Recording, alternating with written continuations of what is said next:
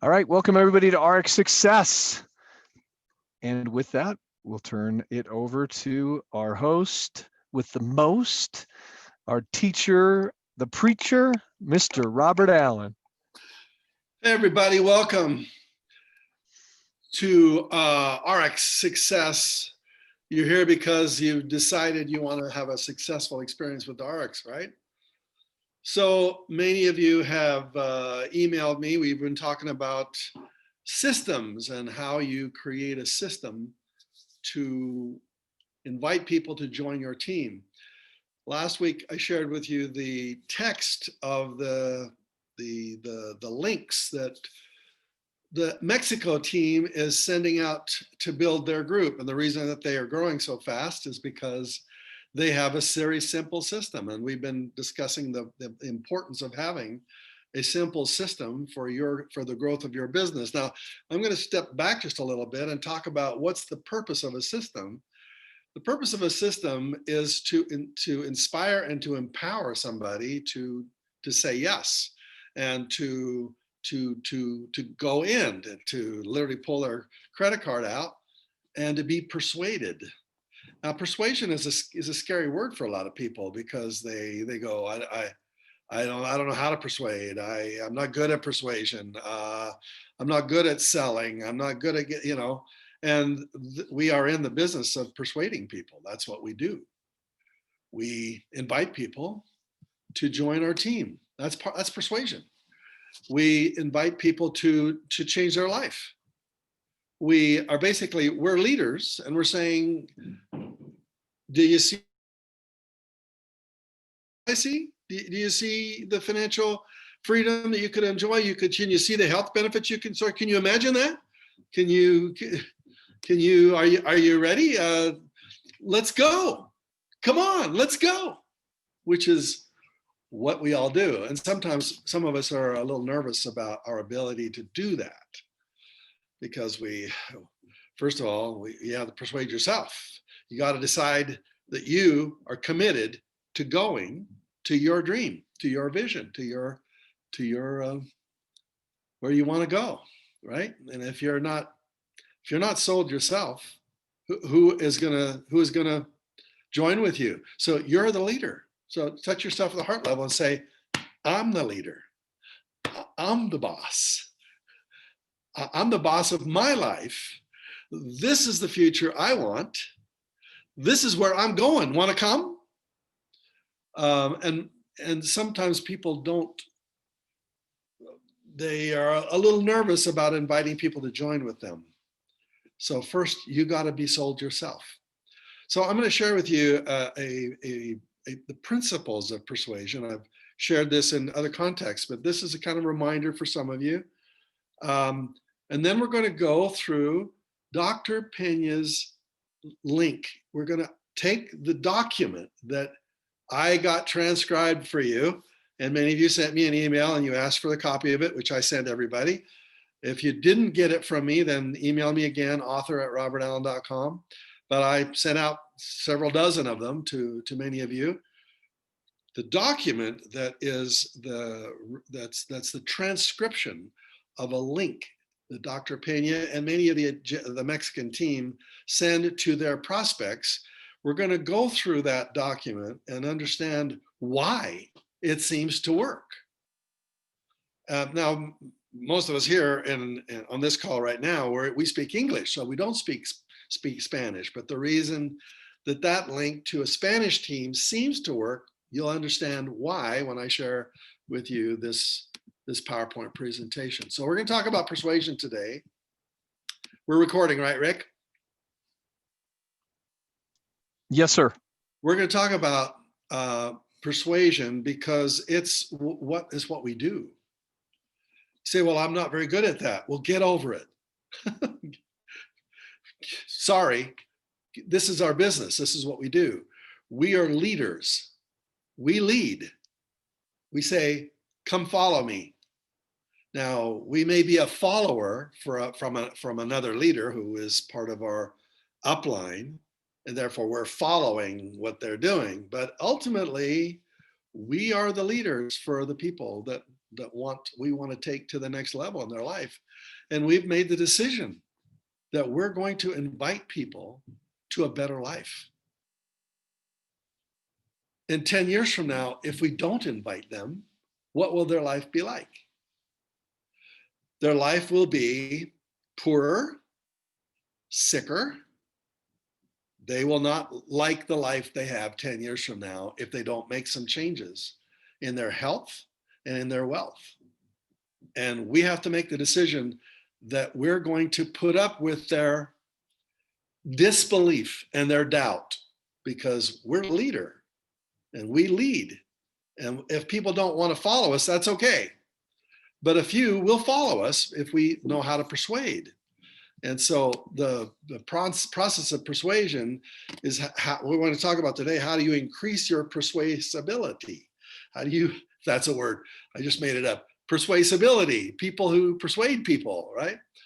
Now that seems like a kind of a pushy word. Get over it. That's what leaders do. They persuade. Some people like leaders and they'll follow them. And other people don't like that leader and they won't follow them. Fine. Fine. So be it. But a few people will follow you. Not everybody will follow you. In fact, 90% of the people will not follow you. By definition, marketing means that maybe only 1% of the people who are ready right now to make a decision and are ready to change their life right now. 10%, frankly, is the number that we've been talking about. 10% are ready right now. 90% are not ready yet. So 90% of the people are going to reject you and they're going to say, no, I do not want to follow you. Fine. Then what life will they have? Where will they end up? Well, they're going to end up somewhere. 5, 10 years from now, they'll end up somewhere. Will they be happy that they rejected your leadership? You have to really believe that they are totally missing out, that they should have the fear of missing out. They should have FOMO when they don't say yes to you. They should, because ultimately, eventually, they will have FOMO. They will realize, I had the opportunity of a lifetime and I said no to it. So your decision is you are the leader. You're going to invite 10% of the people that you talk to join with you on the way to a better life. Are you ready to do? When you look at all the books on persuasion, you realize I have dozens of books on persuasion, lots of them. And there's just too many books on persuasion. So I'm not going to tell you which of these books. I'm going to tell you to read one book, actually. Out of all those books, there is one book you should read. And all the rest of them are good. And they all pretty much say the same fundamental basic things. If you were to boil them all down into the bottom lines of every book, they're going to say just a few fundamental basic things in slightly different ways with different stories and different names, but the fundamentals are pretty much the same, right? So you got to know what those fundamentals are. If you want to be good at persuasion, you got to know what makes people say yes. And there's just too much information. So I don't want to, I'm going to only have you read one book. And then this is a book you should read many times in your lifetime. And the rest of the books, if you love persuasion, go read them. I bought all those books because I was really weak in persuasion. It was one of my weaknesses. I was terrible at persuasion. I can teach, but at the end of the teaching, when I say, give me your credit card, I couldn't get the credit card. I could have a person walk away and go, that was a great lesson. Thank you, Robert. Thank you. That was so good. Wow. Give me your credit card. No. So what good was that? You know?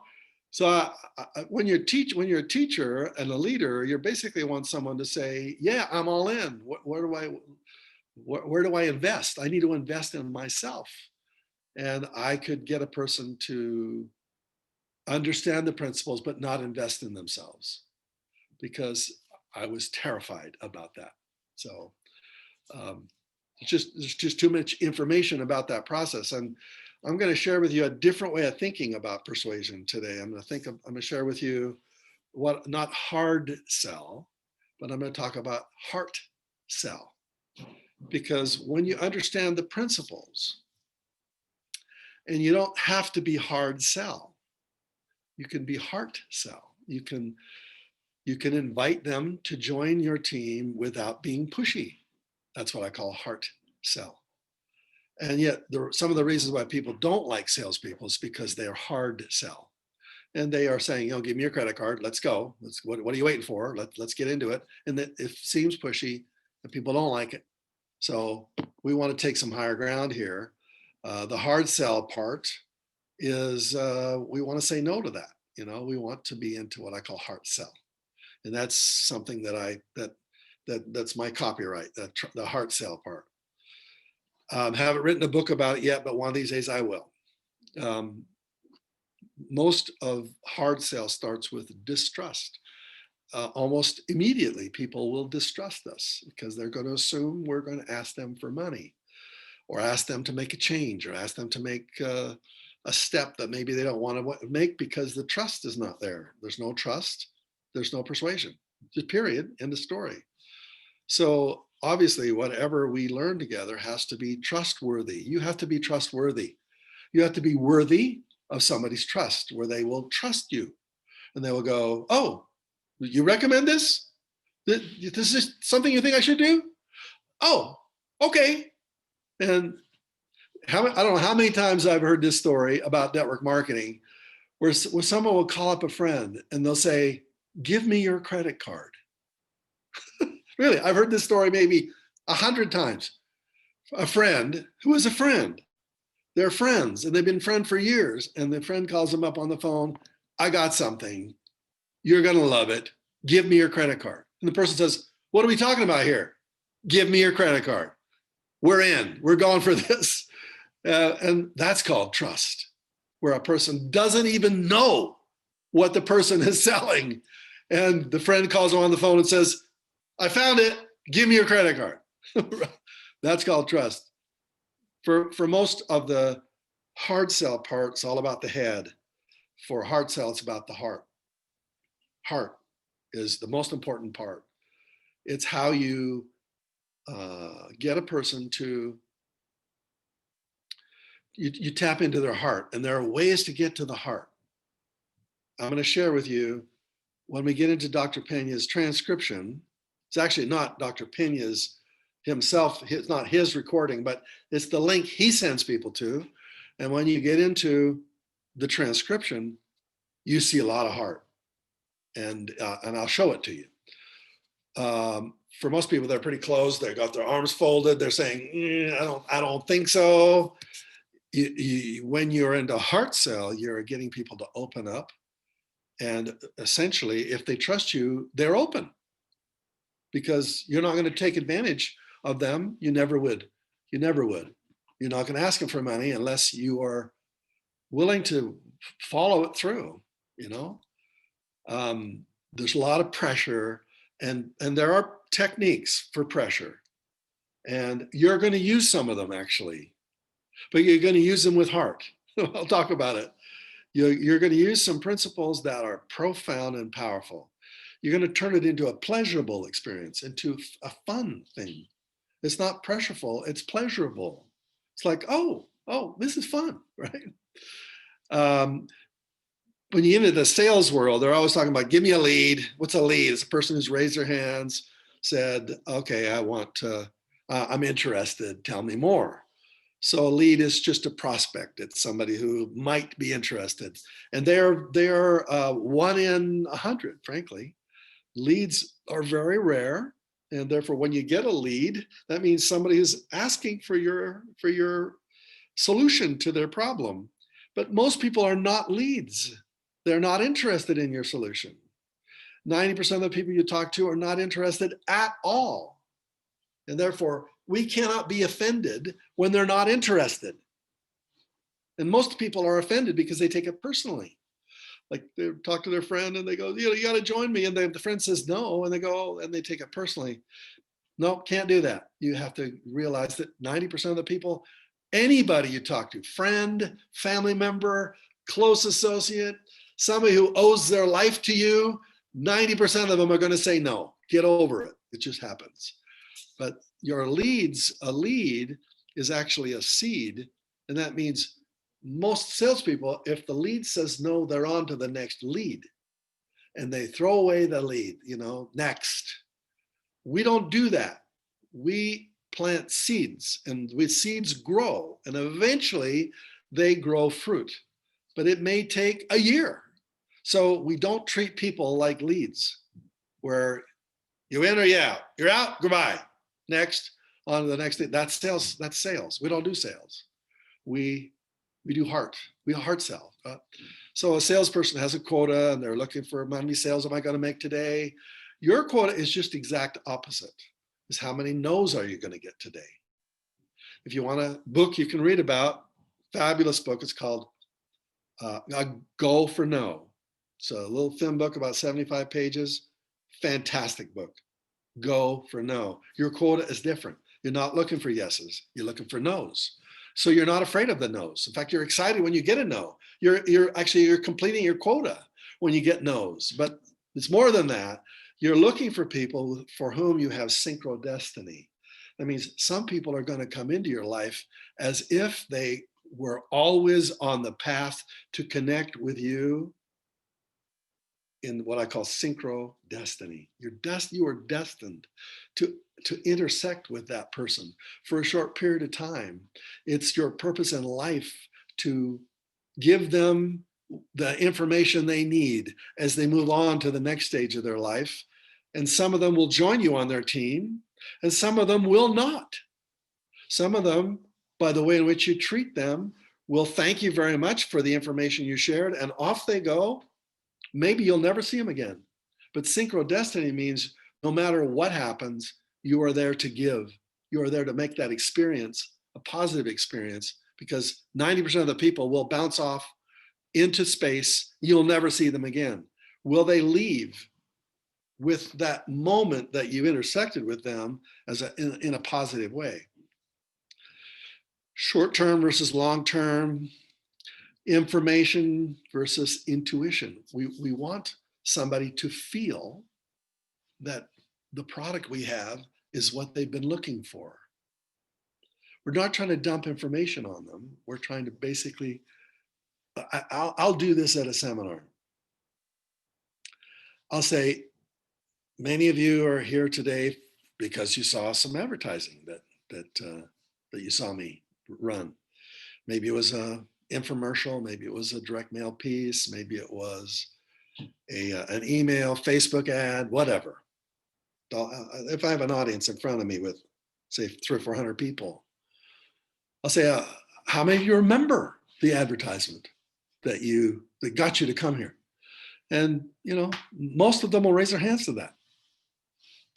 I'll say, when you saw that ad and you made the decision to come here and enjoy whatever I was talking about that day, how many of you felt as if it was destiny? When you saw that ad, you just knew that it was the right place for you to go.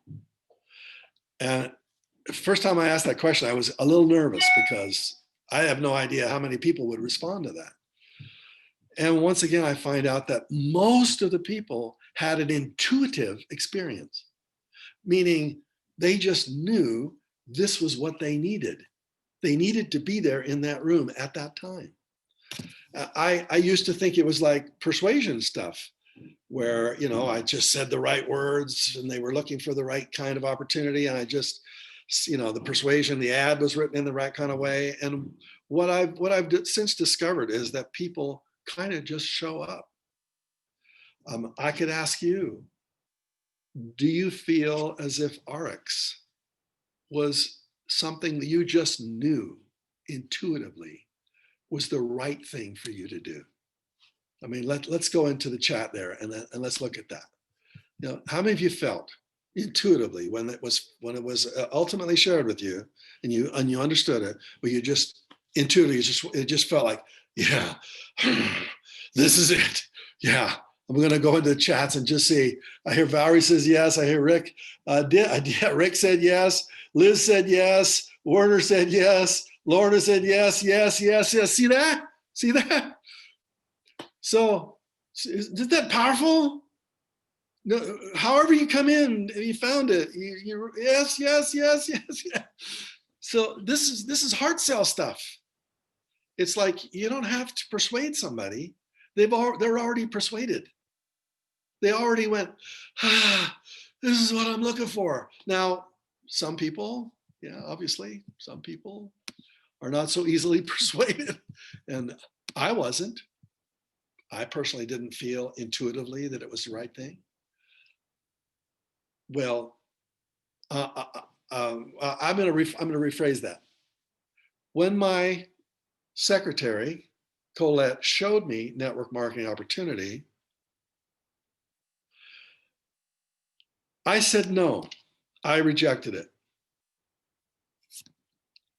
But intuitively, she left a CD, a DVD CD. I can't remember which was some visual thing that she left for us to watch on TV. And my wife and I said to Colette, no. And she said, well, I'm going to go talk to your wife. And she talked to my wife, and my wife said yes. And I said no. And so my wife said, well, she left this little DVD. Let's watch it, you know? So we put the TV and the DVD in the TV. And my intuition was going, this isn't anything like I thought it was going to be. This is really reasonable. This is really kind of interesting. Yeah, this really makes sense. My intuition was going, yeah. And when my wife says, sign the paperwork, I overrode my intuition and I said no. And she said, it's all my money. If I sign this paperwork, if you don't sign your name to the paperwork, then I get all the money. So I said, no problem. Assuming there would be no money, you can have all the money, which is not a dumb thing to say. Millions of dollars later, money flowing into my wife's bank account because I overruled my intuition. And so some people will do that. They will have an intuitive yes, and they will say no. Why? For me, it was fear. I was afraid of what people would think. I'm a famous author. Why would am I involved in some kind of network marketing? No, I'm not going to do that. Stupid. It was stupid. It was millions of dollars stupid. So what I'm trying to say is many people have this intuitive experience, and just they may not agree to tell you, but most people, as we were just saying in the chat, most people have an intuitive experience about this. Okay, moving onward. This is about buying product. It's not buying it. It's about building a relationship. And so a salesperson sells stuff. You don't sell stuff. You build relationships and you show people places where they can buy stuff, which is what we do in ARIIX. We show people how they can buy stuff. And then obviously the benefit flows to us, but they're the ones that do the buying. And ARIIX does the one that does the shipping. So ultimately, we're just introducing, right? For sales, it's the metaphor is killing. I'm gonna go kill game. You know, how many leads can I kill today? Basically, it's that's the metaphor. You know, did you close somebody? You know, for us, it's very, very different. The metaphor is growing crops. We're growing things. We realize the seeds we plant may not produce fruit for a long time.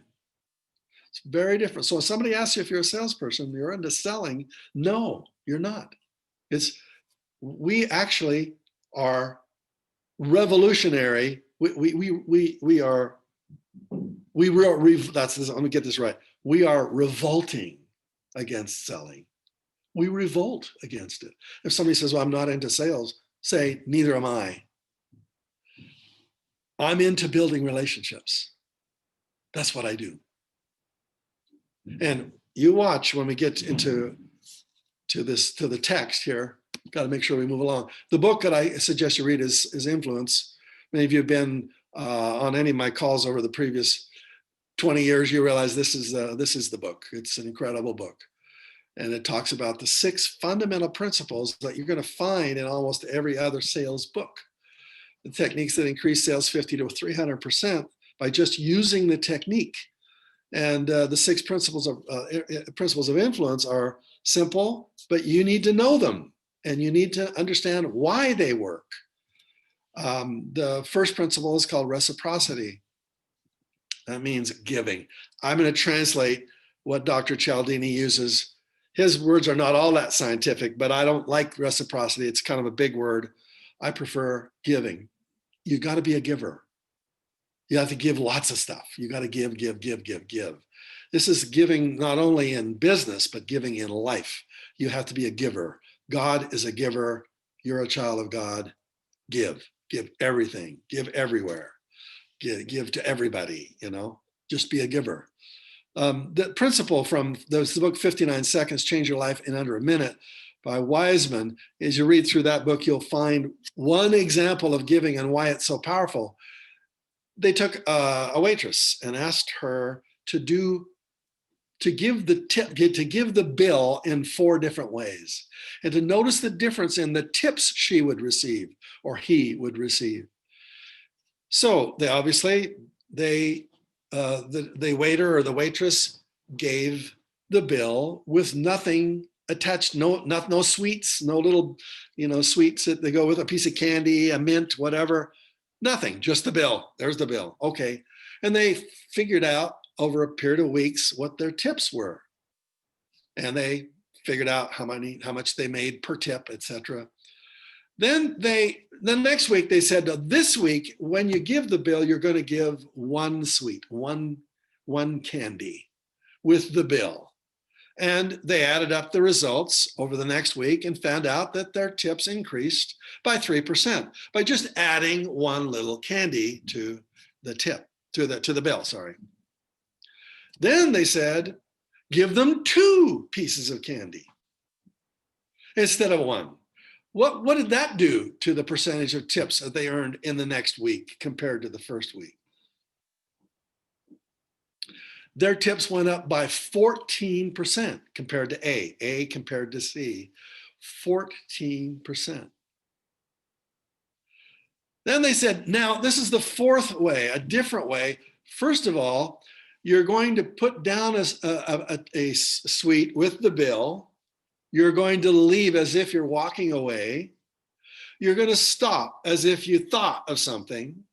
You'll come back to the table and add another sweet before you leave and walk away from the bill. Guess what that did to the tip? 23% increase in the tips. Now, why does this work? First of all, when you give, you're not giving because you want to earn more tips or you want to earn more business. It's really hard, but you're going to give because you're a giver. That's what givers do. And you separate the result, the return, the reward from the giving. When you give, if there's a 0 response on their part, that's not your responsibility. Your responsibility is just to give. Most people will give back. And what I'm trying to teach by this process is, in all of your prospecting and all of your sharing with people, all of your heart selling, giving is extremely important. You want to give. And once again, not because you want them to like you, not once because they want you to buy, you want them to buy your product. No, because that's what you do. That's who you are. You just like to give. And some people have trouble with that. They have trouble giving. Some people go, well, if I give, then what are they going to think of me? There's a lot of things tied up into it, fears and all kinds of things. Just get over it. Just give, right? I learned this from Mark Victor Hansen. When he and I co-wrote 3 books together. And we'd go around the world. And when we were promoting our book, you know, The 1 Minute Millionaire, for example, and we would go in every elevator we went into, he would talk to whomever was in that elevator every time. Hi, how are you doing? You know, my name is Mark Victor Hansen. What's your first name? You know, he just was so friendly. And he goes, I'm the co-author of Chicken Soup for the Soul. Have you ever heard that book before?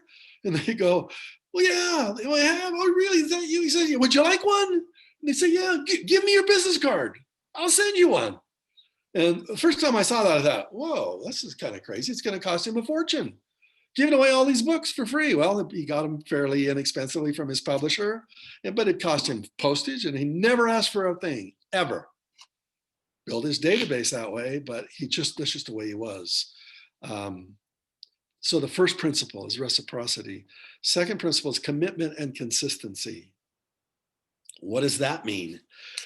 I'm going to translate for you, because this is the way I understand it. It's baby steps. If you get a person to take a baby step, they'll take a bigger step. If you can't get them to take a baby step, they won't take a bigger step. Okay. Another principle is social proof, meaning if other people are doing it, must be pretty good. If there's a line outside the theater, it must be a pretty good movie. If I'm on a Zoom call and there are thousands of people on that call, these people must like this. When there's lots of people, social proof. You need to show social proof. Liking. My way of translating that is, by the way, social proof is popularity. I call that popularity. I've got my own ways of translating Dr. Cialdini's principles. Liking, it's a pretty simple word, but it's still, what does that mean? It means rapport. You gotta figure out a way. What is common between us? How can I use that commonality, either my body language or my tone of my voice, or the way in which I look, or the way in which you have commonality in our lifestyles, or in our past, or people we know. There's got to be rapport, commonality somehow. And another way to do liking is to give a compliment. And people give compliments, and compliments are extremely powerful if they're sincere. So when I meet somebody, I'm always looking for something that I like about them. I'm always going to look for what I like and not what I don't like. And what I like, I'll find, oh, where'd you get those glasses? Those are really neat. Yeah, I like them. And I say that not because I care a whit what they think of me, is because I actually like their glasses. I think they're kind of cool.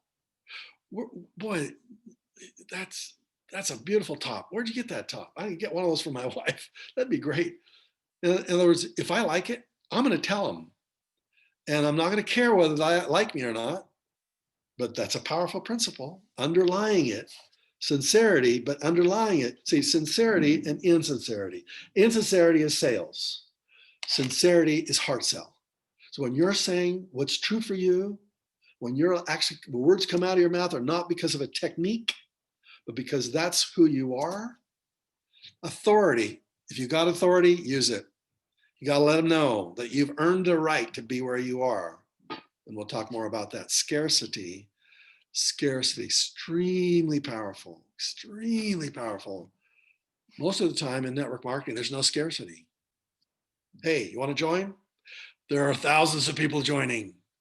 That's not scarcity. You like our products? We have dozens of products. That's not scarcity. It's one of the reasons that most people don't buy, because there's no scarcity. See, how do we create scarcity? We'll talk about that. Okay. So the strategies, the way I translate them are my 12. I've added 5 or 6 to what Cialdini added. And I'm going to say them in the way I say them, because this is the way I think. Therefore, I'm going to remember these the way I think. So I'm going to share these with you so you can translate them into the way you think. Okay.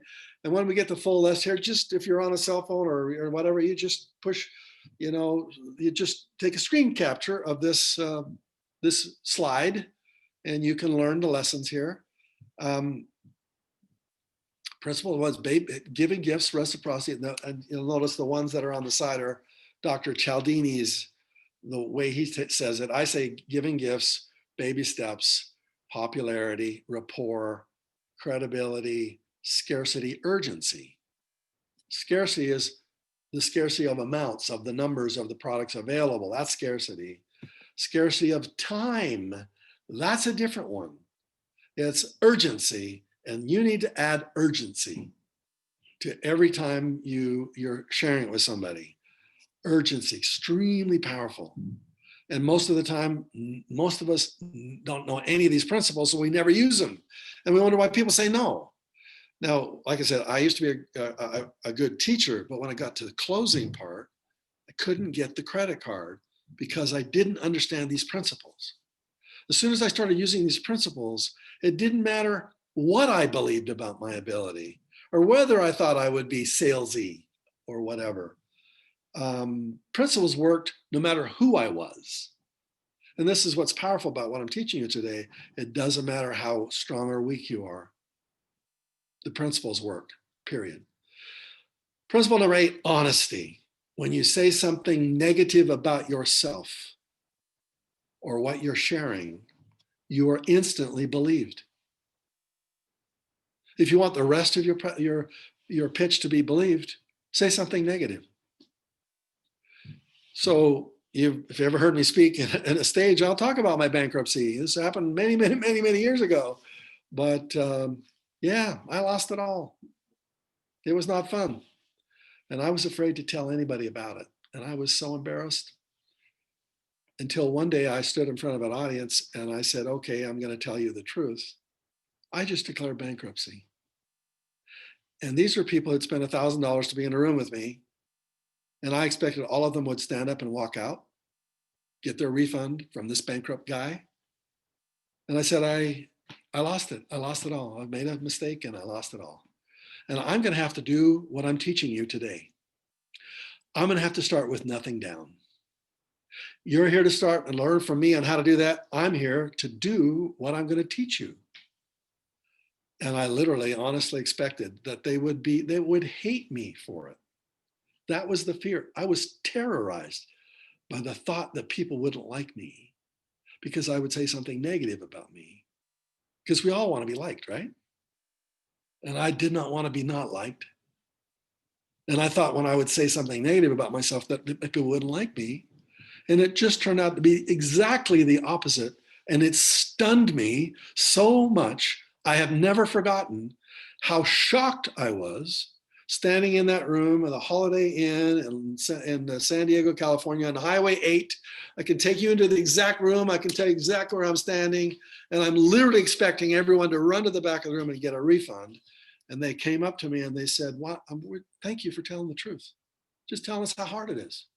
Thank you for being honest. Nobody's honest with us. They're all just telling us how easy it is. And now you tell us that it was, that you've made some mistakes. They trusted me. They believed me because I said some negative stuff.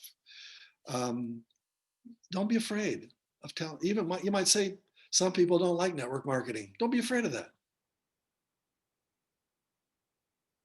It's the truth. I'm not trying to hide from it, period. When you try to hide, then you're a liar. You're not telling what's true. So anyway, principle 9, greed. In other words, when you really talk about some money, some people are motivated by that. About 15% of the entrepreneurs out there are very motivated by the greed or the pleasure. And then there's a few people that are really motivated by fear of loss, FOMO, pain. If they don't act now, they're out. They'll miss. They'll watch everybody riding off ahead and they'll be left behind, right? So number 11 is belonging. Just belonging to a group of people is extremely motivating and extremely persuasive to some people. And then finally, curiosity. Big thing, curiosity. Cialdini doesn't talk about some of the ones I just shared with you, but I'm going to take of this list of 12, which ones do you absolutely need to use? What are the 3 essential skills of instant persuasion? Number 1, I call it the USP. What do you think USP stands for? Urgency, scarcity, and popularity. Wherever you're offering anything, where a person is going to buy, doesn't have to do it every time, but try to include these 3. These are the biggies. These are the 20% that give you 80% of your results. Urgency is a very big thing because we are so inundated with so many offers that if a person doesn't realize that if they don't take action, they'll lose out, then they will not act because they're overwhelmed with opportunity. There's too much opportunity. So you have to give them a reason to say yes. And so sometimes you might have things that you would offer them, like, for example, I'll pay for the first $300 worth of your advertising on Facebook. Now, what? Some of you are going, I'm not going to do that. Heck no, I'm not going to pay for, so I don't even pay for my own advertising. Why should I pay for theirs? Well, first of all, when you give that, they're totally impressed by that because they realize that you're serious. You're giving them a gift like that. And number two, you say, but it expires tomorrow night. And watch how they act. You just gave them something that goes away in 2 days. Now, you have to do this with love, carefully. Some people will be totally offended by this. You know, you introduce some of these ideas carefully, but ultimately, when you get good at it, you'll give a time deadline and you'll be serious about it. And you'll be serious because you know you've got plenty of leads coming in. Plenty of opportunity that's flowing into you, and you realize you can't handle it all. So you gotta get people to take action. So you add a deadline. Urgency. Popularity means you got to show that a lot of people are doing this, that a lot of people are winning at this. There are a lot of doctors, a lot of attorneys, a lot of professionals who in the middle of this COVID time have realized they were stuck in the wrong business model. And now we've got the business model and the COVID proves it. And now they realize, you know what? I'm making money one patient at a time. That's never going to give me financial freedom. I'm going to work till I die. That's not what I want. And therefore, now they have an opportunity for that, right?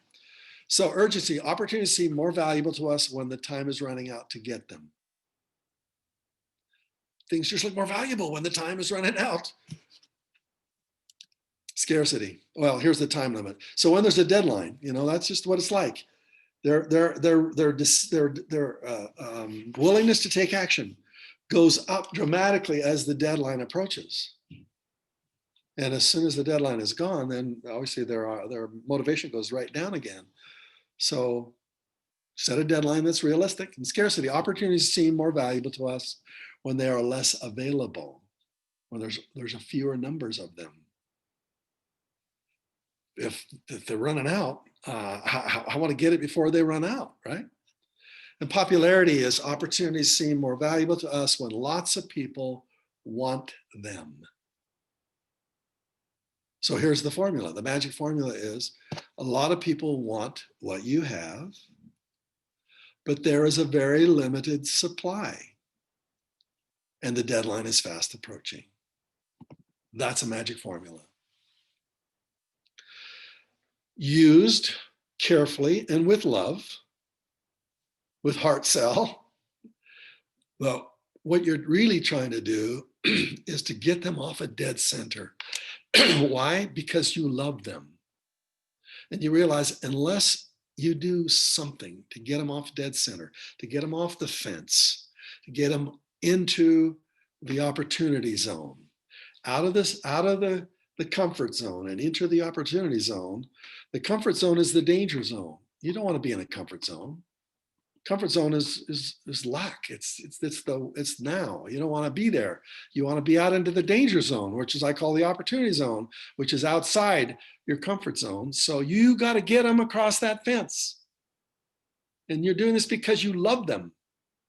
And you get them to come. And you say, opportunity's up. It's gone. I'm going to move on. Carefully, you gotta massage your way into using it your way. Okay, that makes sense. Now, these principles. Now let's go to the letter or the text. Okay, hold on a second. Hey, Robert. Yes. I have a hard stop at 5 minutes too, because I have another Zoom on this same number. So just letting you know that. Well, I tell you what, then curiosity will keep you, will bring you back next week, won't it? Because if you don't come back next week, you will not see how powerful this script is of this presentation, and we're gonna take it apart. Now, for those of you who want to go a little further, I sent you a copy of the script, so you have a copy of the 12 principles. Go read through the script. Those of you who have it, then read through. Which principle did he use here? Oh, I get it. He's stacking. Oh, now does he do it consciously? I don't think so. Now, one of the reasons that it worked so well is it's unconscious. When you are a natural persuader and a communicator, you just do this stuff. But if you're not a natural, you can be. You just need to know what you're trying to learn first. What are the principles? And then you start adding them one by one into your conversations, and then you start to be a conversationalist. So anyway, the script, those of you who asked for it last week, you take the script and go through it and underline the principles you see there. Just, I'm going to give you, I'm going to share with you one more time the formula, or the 12 principles. Rick we won't be much longer here. Here's the 12. Here you are. Here's the 12. So take a screenshot of that. If you're on your computer, I'm on a Mac, I just do Shift Command 3. Shift Command down first, and then the three, and that takes a screenshot of that. And there are the principles. So now, if you're on your computer, you can take your cell phone and you can take a picture of that. Those are the principles. Now, when you go through the script, and there's one magic word that he says many times in this script, one magic word that is so powerful. Won't you want to learn what that word is next week? Okay, got to get you over the line. Don't you miss it. And you get your team here. You get your team onto this call. Why the heck do we only have 50 people on this call? What's the matter with you? Double it. Bring your friends in. Persuade them. Come here. Okay. All right, Rick. We turn the time back to you. You can stop the recording. Okay.